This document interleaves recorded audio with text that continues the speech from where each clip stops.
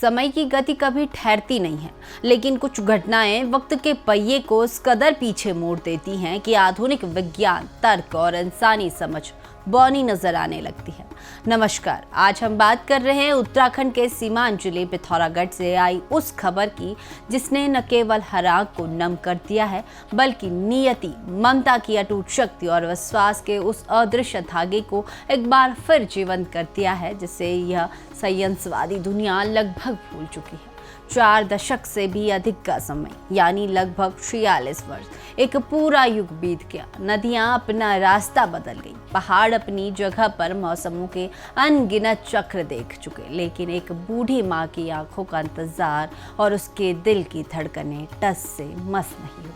पिथौरागढ़ का वह सुदूर कोना आज एक ऐसे अविश्वसनीय मिलन का साक्षी बना है जिसे यदि कोई कथाकार अपनी कल्पना से लिखता तो शायद दुनिया उसे अतिशयोक्ति मानकर खारिज कर देती। आइए गहराई से समझते हैं इस पूरी दास्तां को, जो इस समय देश और दुनिया के डिजिटल मंचों पर सबसे बड़ा विमर्श बन चुकी है।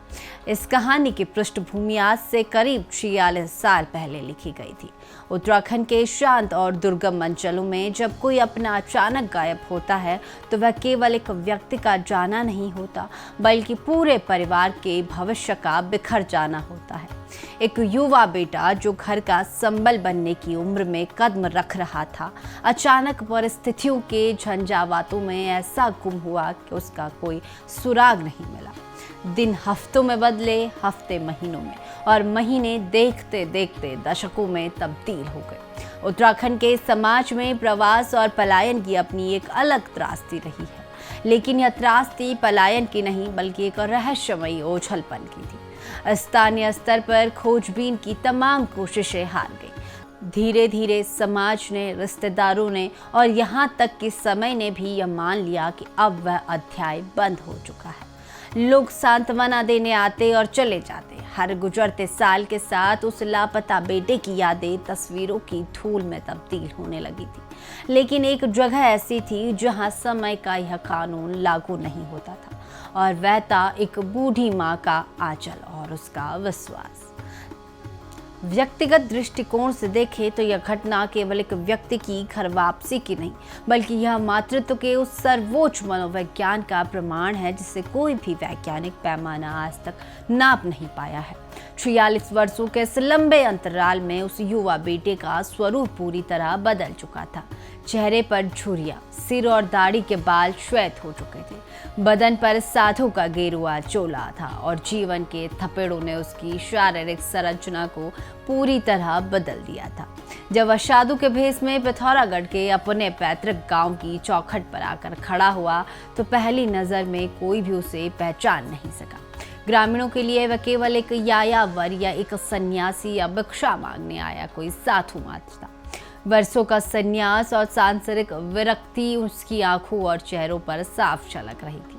लेकिन जैसे ही उस साधु के मुख से शब्द फूटे, जैसे उसने याचना की या अपनी आवाज दी, वैसे ही घर के भीतर बैठी उस अशक्त बूढ़ी माँ के भीतर का मातृत्व जाग उठा। कहते हैं कि आंखें धोखा खा सकती हैं, समय की मार से पहचान के चिन्ह मिट सकते हैं, लेकिन एक माँ अपने बच्चे की रुलाई और उसकी आवाज को अपनी आत्मा की गहराइयों में दर्ज रखती है।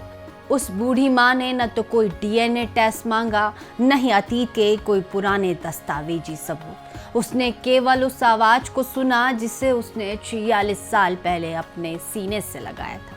माँ ने चीख कर, रोकर अपनी कांपती हुई आवाज में पहचान लिया कि गेरुए वस्त्रों में खड़ा यह सन्यासी कोई और नहीं बल्कि उसका वही खोया हुआ लाल है जिसके लिए उसने आधी जिंदगी रोते और दुआ करते हुए गुजार दी। यह कहानी हमें एक बेहद गंभीर और संवेदनशील मोड़ पर ले जाकर खड़ा करती है। एक तरफ वह बेटा है जो अब इस संसार के मोह माया, पारिवारिक बंधनों और सांसारिक दायित्वों से विमुख होकर वैराग्य के पथ पर अग्रसर हो चुका है। वह एक साधु है जिसके लिए संपूर्ण वसुधा ही परिवार है, और दूसरी तरफ वह माँ जिसके लिए उसका यह बेटा ही उसकी पूरी कायनात है। जब वह अपनी माँ के गले लगा तो वहाँ संन्यास का कठिन अनुशासन भी बिखर गया। डिजिटल मीडिया में वायरल हो रहे दृश्यों में साफ देखा जा सकता है कि कैसे एक तपस्वी के आंसू उसकी मां के आंचल को भिगो रहे थे। यह दृश्य इस बात का जीवंत उदाहरण है कि दीक्षा चाहे कितनी भी कठिन क्यों न हो, संन्यास के नियम चाहे कितने भी कठोर क्यों न हो, लेकिन मां का स्थान इस ब्रह्मांड में सबसे ऊपर है।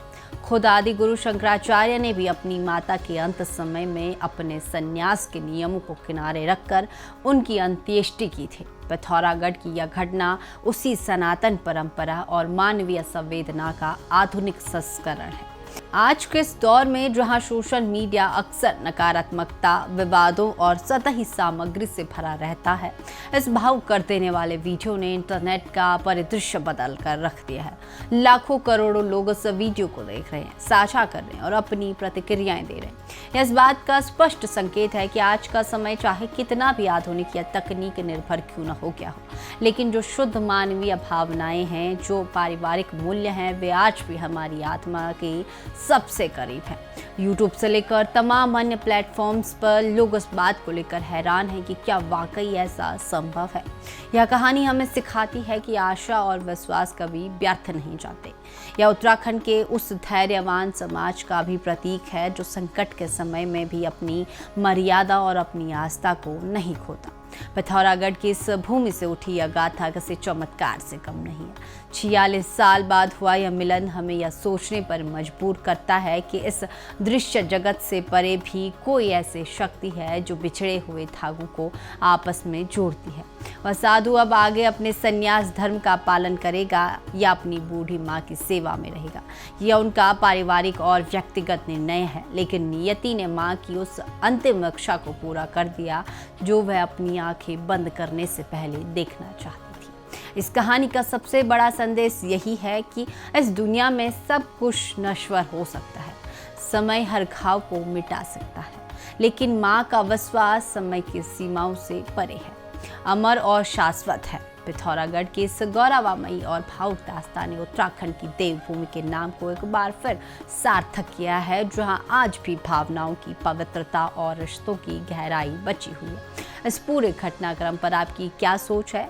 क्या आपको भी लगता है कि ममता की पुकार में वो शक्ति है जो संन्यास के बंधनों को भी पिघला सकती है? अपने विचार हमें कमेंट बॉक्स में ज़रूर बताएं। इस गंभीर और विचारणीय स्टोरी को अधिक से अधिक लोगों तक साझा करें ताकि आधुनिकता की अंधी दौड़ में खोते जा रहे पारिवारिक मूल्यों को एक नया संबल मिल सके। उत्तराखंड और देश दुनिया की ऐसे ही उच्च स्तरीय तथ्यात्मक और गंभीर खबरों के लिए जुड़े रहे उत्तर भारत लाइव के डिजिटल प्लेटफॉर्म के साथ।